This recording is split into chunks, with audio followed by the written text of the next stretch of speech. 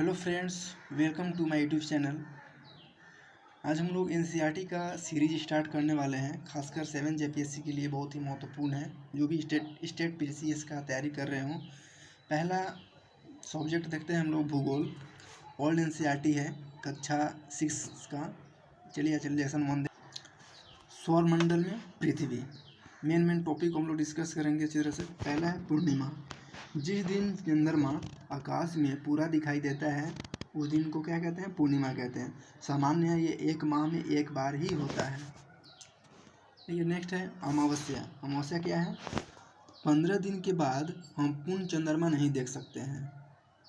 ठीक है, ये नए चंद्रमा या रात्रि का अमावस्या होती है, उसी को हम लोग क्या कहते हैं? अमावस्या कहते हैं। जब पूर्णिमा जिस दिन आता है 15 दिन के बाद चंद्रमा जो है पूर्ण रूप नहीं दिखता है, उसका आधा ही दिखता है, कुछ भाग दिखता है, आधा दिखता है मेनली। उसी दिन को हम लोग क्या कहते हैं? नई चंद्रमा की रात या तो अमावस्या कहते हैं। नेक्स्ट है खगोल पिंड। खगोल पिंड क्या है? सूर्य, चंद्रमा तथा वे सभी वस्तुएं जो रात में चमकती हों खगोल पिंड की श्रेणी में आते हैं, खगोल पिंड कहते हैं। नेक्स्ट है तारा। तारा क्या है? स्टार क्या है? कुछ खगोल पिंड बड़े आकार वाले तथा गर्म भी होते हैं। ये गैस से बने होते हैं और इनके पास अपनी ऊष्मा और प्रकाश होती है जिसे वे बड़ी मात्रा में उत्सर्जित करते हैं। इन खगोलीय पिंडों को तारा कहते हैं। ठीक है, नेक्स्ट देखते हैं नक्षत्र मंडल। तारों के विभिन्न समूह द्वारा बनाई गई विविध आकृति को नक्षत्र मंडल कहते हैं। इसी प्रकार का एक अर्सा मेजर या बिग बियर जो है, इसी प्रकार के एक नक्षत्र मंडल आता है। नेक्स्ट हम लोग आगे डायग्राम के थ्रू इसको समझेंगे नक्षत्र मंडल क्या है। नेक्स्ट देखते हैं ध्रुव तारा। जो प्राचीन समय में लोग रात्रि में दिशा का निर्धारण तारों की सहायता से करते थे। उत्तर दिशा की जो तारा था उत्तर दिशा को बताता था, इसे ध्रुव तारा कहते हैं। जो उत्तर दिशा में जो तारा स्थिर रहता है वो ध्रुव तारा कहते हैं। ये मेनली क्या होता है? स्थिर रहता है। ठीक है, इसके पहचान करने की तरीका देखो। सप्तऋषि की सहायता से ध्रुव तारा को जाना जाता है। सप्तऋषि क्या है?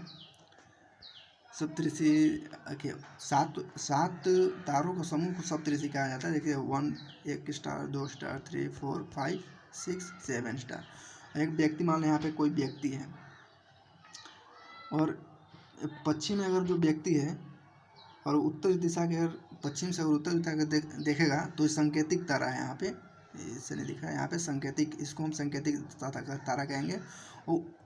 और इसके जस्ट सामने क्या आता है? जो स्टार रहता है वही क्या है? ध्रुव तारा, उसी को हम बोलते हैं। ये कि जहाँ स्थिर रहता है, इसी के थ्रू लोग जो थे दिशा का निर्धारण करते थे। उत्तर दिशा अगर स्थिर है तो इसी के थ्रू आगे पीछे स्टार में दिशा का निर्धारण करते थे। ग्रह, प्लैनेट क्या है? कुछ खगोलीय पिंड में अपना प्रकाश एवं ऊष्मा नहीं होती है, वे तारों के प्रकाश से प्रकाशित होते हैं। ऐसे पिंड को क्या कहते हैं? ग्रह कहते हैं। जैसे हमारा पृथ्वी भी एक ग्रह है। जो ग्रह प्लैनेट है, प्लैनेट क्या है कि ग्रीक लैंग्वेज है, जो पेंटियाई शब्द से बना है। जो पेंटियाई का अर्थ होता है चारों ओर घूमने वाला। ठीक है, इस शब्द से बना है, ग्रीक लैंग्वेज है, इसको भी थोड़ा ध्यान रखना है। नेक्स्ट टॉपिक आता है सौरमंडल। सोलर सिस्टम है क्या? चलिए देखते हैं। सूर्य और 8 ग्रह, उपग्रह तथा कुछ अन्य खगोल पिंड जैसे क्षुद्र ग्रह और उल्का पिंड मिलकर सौरमंडल का निर्माण करते हैं, जिसका मुखिया कौन होता है? तो सूर्य होता है। चलिए यहाँ पे एक हम डायग्राम बनाए हुए हैं, डायग्राम से समझते हैं। एक यहाँ पे क्या है? सूर्य है। सूर्य के बाद कौन सा ग्रह आता है? तो बुध आता है, मरकरी, उसके बाद आता है शुक्र, आता है वेनस, उसके बाद आता है अर्थ पृथ्वी, उसके बाद आता है मंगल ग्रह मार्स, उसके बाद कुछ क्षुद्र ग्रह आते हैं। ठीक है, क्षुद्र ग्रह क्या है आगे हम लोग समझेंगे। उसके बाद आता है बृहस्पति ग्रह, सबसे बड़ा ग्रह है, जुपिटर इसको बोलते हैं। उसके बाद शनि ग्रह है, उसके बाद आता है यूरेनस, उसके बाद आता है नेपच्यून। ठीक है, जो दर्शाया गया है ये दूरी है। ठीक है ना, यहाँ पे 58, 108, ये क्या मिलियन में है, 1 मिलियन में 58 मिलियन, 108 मिलियन। पृथ्वी जो है सूर्य से कितना दूर है, तो 15 मिलियन, मतलब यही 1.5 करोड़, 15 करोड़ से, सॉरी 15 करोड़ है दूरी। चलिए आगे समझेंगे। इसको जो है आंतरिक ग्रह और बाह्य ग्रह में बांटा गया है, ठीक है। जो सूर्य के जो 4 ग्रह जो हैं नज़दीक हैं उसको क्या कहा गया है, आंतरिक ग्रह किया गया। और जो 4 ग्रह क्षुद्र ग्रह के जो बाहर में जो 4 ग्रह जो सूर्य से लगभग बहुत दूर हैं उनको बाह्य ग्रह की श्रेणी में रखा गया है। यहाँ पे देख लिखा हुआ है, आंतरिक ग्रह का डिफिनेशन लिखा हुआ है कि सूर्य के बहुत नज़दीक, ठीक है, जो सूर्य के बहुत नज़दीक हैं उसको आंतरिक ग्रह में रखा गया है। ये सब क्या है, मेनली चट्टानों से बने होते हैं। और जो बाह्य ग्रह है वो सूर्य से दूर तो होता ही है, आकार में भी बड़े हैं, ठीक है। ये गैस और तरल पदार्थ से बना होता है। कौन कौन भाई आंतरिक ग्रह हैं, तो पहला है बुध, शुक्र, पृथ्वी, मंगल। तो जो बुध है, बुध परिक्रमा, जो सूर्य का परिक्रमा 88 दिन में करता है और अपने अक्ष पर घूर्णन कितने दिन में करता है, 59 दिन में। शुक्र जो है परिक्रमा 255 दिन में करता है और घूर्णन करता है 243 दिन में। परिक्रमा जो पृथ्वी है 365 दिन में करता है परिक्रमा, सूर्य की परिक्रमा, और घूर्णन 1 दिन में ही कर लेता है।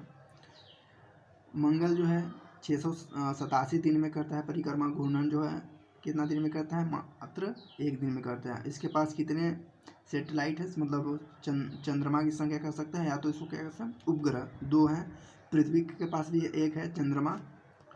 उसके बाद बृहस्पति, इसका परिक्रमा काल जो है 11 साल 11 महीने है, घूर्णन काल है 9 घंटा 56 मिनट, ठीक है। उपग्रह की संख्या है 79।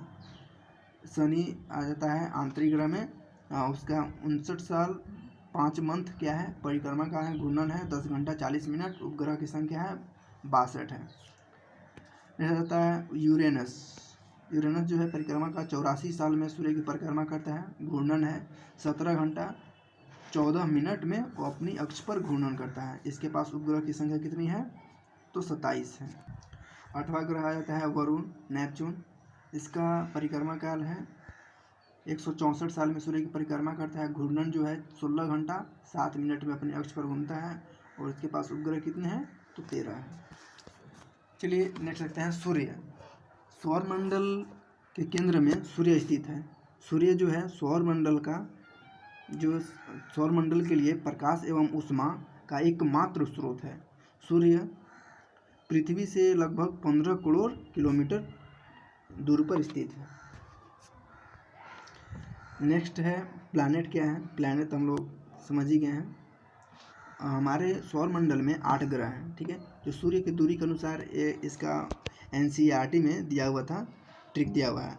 माई very efficient mother just served us nut, मतलब इसको इंग्लिश में M से मार्स, V से वेनस, E से अर्थ, M से मार्स, J से जुपिटर, S से सटर्न, U से यूरेनस और N से नेपच्यून। कक्ष क्या है, ऑर्बिट क्या है, ऑर्बिट हम किसे कहेंगे, ठीक है। ऑर्बिट का डिफिनेशन दिया, सौरमंडल के सभी 8 ग्रह एक निश्चित पथ पर सूर्य का चक्कर लगाते हैं। ये रास्ते दीर्घवृत्ताकार में फैले हुए हैं, ये क्या कहलाते हैं, कक्ष कहलाते हैं। सिंपल लैंग्वेज में लिखा हुआ है कि जो भी ग्रह है, जैसे पृथ्वी है, सूर्य का चक्कर लगा रहा है, तो जो रास्ते लगा रहा है, जो रास्ते से लगा रहा है, जो क्या कौन सा रास्ता है, तो दीर्घवृत्ताकार। इसको हमें याद रखना है, दीर्घवृत्ताकार है। दीर्घवृत्ताकार से सभी ग्रह सूर्य की परिक्रमा करते हैं।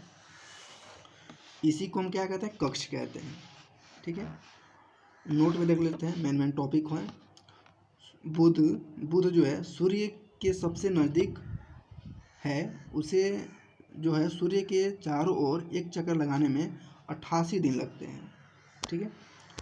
शुक्र को पृथ्वी का जुड़वा ग्रह कहा जाता है क्योंकि इसका आकार एवं आकृति लगभग पृथ्वी के समान ही है। अंतर्राष्ट्रीय खगोल संगठन IAU 2006 में यह निर्णय लिया था कि कुछ समय पहले खोजे गए जो अन्य खगोल पिंड थे, उसका नाम था सीरस 2003 UB 313 अर्थात प्लूटो बौने ग्रह के श्रेणी में डाल दिए थे 2006 में। एग्जामिनेशन पॉइंट ऑफ व्यू से बहुत ही इंपॉर्टेंट है कि क्वेश्चन 1-2 बार एग्जामिनेशन पूछा हुआ है कि प्लूटो ग्रह का दर्जा कब किस वर्ष छीना गया था? तो कौन से 2006 में छीना गया था। नेक्स्ट है अर्थ के बारे में देखते हैं। पृथ्वी सूर्य से दूरी के हिसाब से तीसरा ग्रह है और आकार में पांचवा सबसे बड़ा ग्रह है। सूर्य की दूरी के हिसाब से तीसरा ग्रह है और आकार के हिसाब से पांचवा सबसे बड़ा ग्रह है। यह ध्रुवों के पास थोड़ी चपटी होती है, यही कारण है कि इसका आकार जो है, आकार को क्या कहते हैं? भू आभा कहते हैं। आभा मतलब क्या होता है? पृथ्वी के समान आकार। ठीक है, एनसीईआरटी में दिया हुआ है कि इसका आकार है कैसा है, तो भू आभा है, सॉरी भू आभ है। सौरमंडल का अद्भुत ग्रह कहा जाता है और जो पृथ्वी को अंतरिक्ष से देखने पर नीला दिखाई देता है। क्यों दिखाई देता है? क्योंकि पृथ्वी के 2/3 सतह पर जो 2/3 है पानी से पूरी तरह से ढका हुआ है और इसे पृथ्वी को नीला ग्रह भी कहते हैं। ये इम्पोर्टेंट फैक्ट है याद करने के लिए। अब कुछ जानने योग्य बात है जो जियोग्राफी है,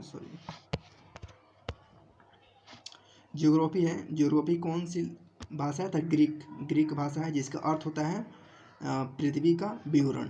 ठीक है, जो 2 शब्दों से मिलकर बना है, जियो प्लस ग्राफिया। ग्राफिया मतलब लिखना होता है और जियो मतलब होता है पृथ्वी। और इसके 2-3 पॉइंट निकल के यहाँ पे आ रहे हैं कि जियो प्लस लॉजिया लगा देंगे तो पृथ्वी का अध्ययन हो गया। जियोलॉजी होता है ना, जियोलॉजी, तो पृथ्वी का अध्ययन। उसके बाद जियो प्लस मैट्रिया मतलब पृथ्वी का मापन। जियो प्लस ओडिस मतलब पृथ्वी के आकार के अनुरूप।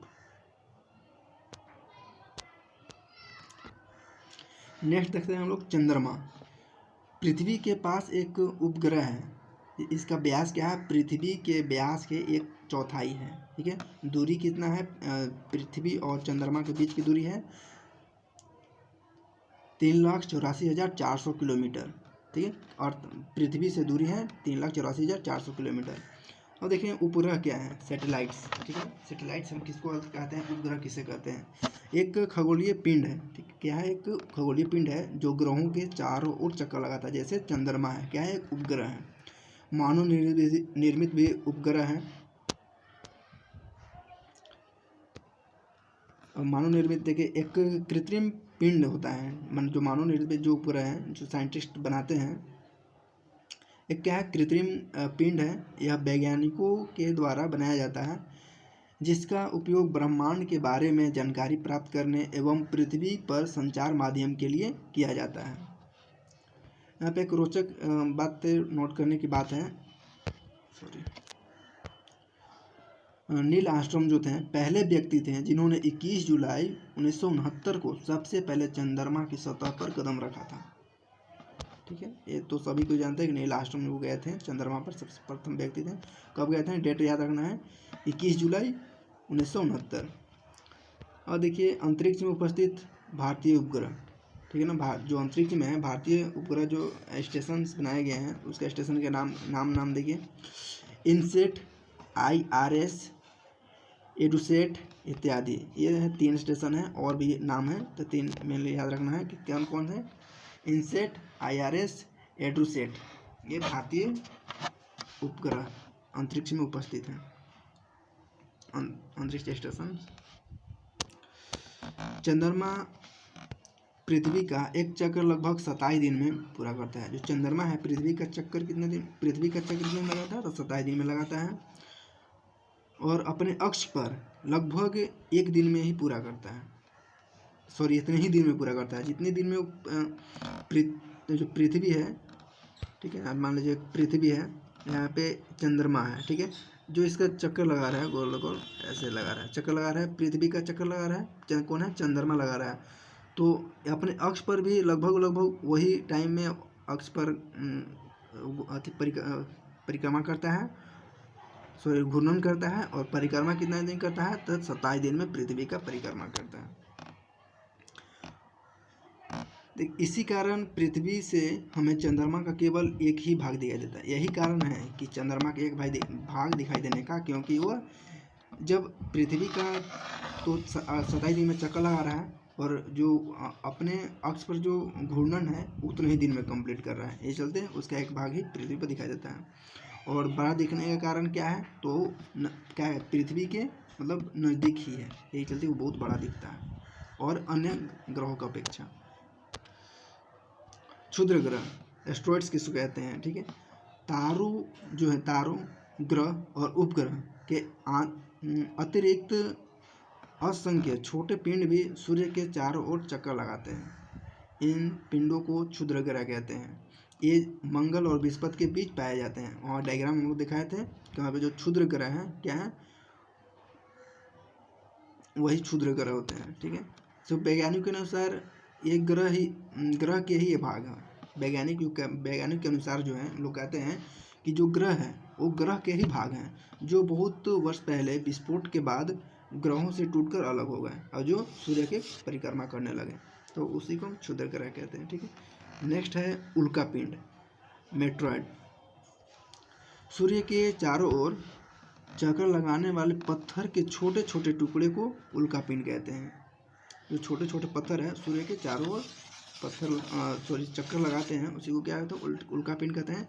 कभी कभी वे गिरने की प्रवृत्ति में होते हैं, ठीक है। जब वो उल्कापिंड जो गिरने की प्रवृत्ति में होते हैं, कभी कभी हो जाते हैं वैसे परिक्रमा करते करते, लेकिन जब वो वायु के साथ, जब वायु में, अगर वायुमंडल में हम लोग को वायुमंडल में जब प्रवेश करते हैं तो घर्षण के कारण वो जल जाते हैं। कभी कभी वो अगर बिना जले हुए पृथ्वी में गिरते हैं तो गड्ढा वगैरह हो जाता है। और कभी कभी आप लोग देखे होंगे कि जब उल्कापिंड अगर गिर रहे हैं, ठीक है, जलते, अगर पूरी तरह से अगर जला हुआ नहीं है तो लोग कहते हैं क्या है कि टूटता हुआ तारा गिर रहा है। वो क्या होते हैं, वो उल्कापिंड होते हैं। थोड़ा ध्यान रखिएगा इसके बारे में। खुले आकाश में एक ओर से दूसरे ओर तक फैली चौड़ी फैली हुई है, खुले आकाश में एक ओर से दूसरे ओर तक फैली सफ़ेदी सफ़ेदी पट्टी होता है, वो चमकदार रास्ते जो लाखों तारों का समूह होता है, यही पट्टी क्या कहते हैं, आकाशगंगा कहलाती है। आकाशगंगा को ही एक हम लोग मिल्की वे कहते हैं। नेक्स्ट क्लास में, मतलब उच्च क्लास में इसको पढ़ना है, मिल्की वे क्या है। मिल्की वे जब उसके बारे में डिस्कस करना है क्लास 6 में, बस यही बताया गया है। हमारे सौरमंडल आकाशगंगा का एक भाग है। जो हमारा सौरमंडल है आकाशगंगा का भाग है। आगे हम लोग नेक्स्ट देखते हैं, समझेंगे आगे अच्छी तरह से। उत्पत्ति मतलब आकाशगंगा का मतलब नाम जो है, कैसे नाम आकाशगंगा नाम क्यों पड़ा, ठीक है। जो प्राचीन भारत में इसकी कल्पना आकाश में प्रकाश की एक बहती नदी से हुई है, ठीक है ना। लोग जो पहले के जो प्राचीन जो व्यक्ति थे, वो लोग कल्पना किए थे कि जो आकाश में प्रकाश की एक बहती नदी के टाइप है, ठीक है। तो नदी के जब उन लोग जब भाषा अगर उन लोग धीरे धीरे निकाले, धीरे धीरे क्या हो गया, आकाशगंगा ही नाम पड़ गया इस टाइप का। ब्रह्मांड यूनिवर्स क्या है। आकाशगंगा जो है करोड़ों तारों, बादलों और गैसों की एक प्रणाली है, ठीक है ना। इस प्रकार की लाखों आकाशगंगाएं मिलकर ब्रह्मांड का निर्माण करती है, ठीक है। यहाँ पे एक फिगर से समझ रहे होंगे कि पृथ्वी है, पृथ्वी के चारों ओर मतलब सौरमंडल है। सौरमंडल जो है एक आकाशगंगा का भाग है और ब्रह्मांड का भाग एक आकाशगंगा है, ठीक। जैसे यहाँ पे अच्छी तरह देखें, ब्रह्मांड है, पूरी तरह ब्रह्मांड है। ब्रह्मांड में क्या है, लाखों आकाशगंगाएं हैं। और लाखों गंगाएं में क्या है, एक आकाशगंगाएं हैं जो मिल्की वे।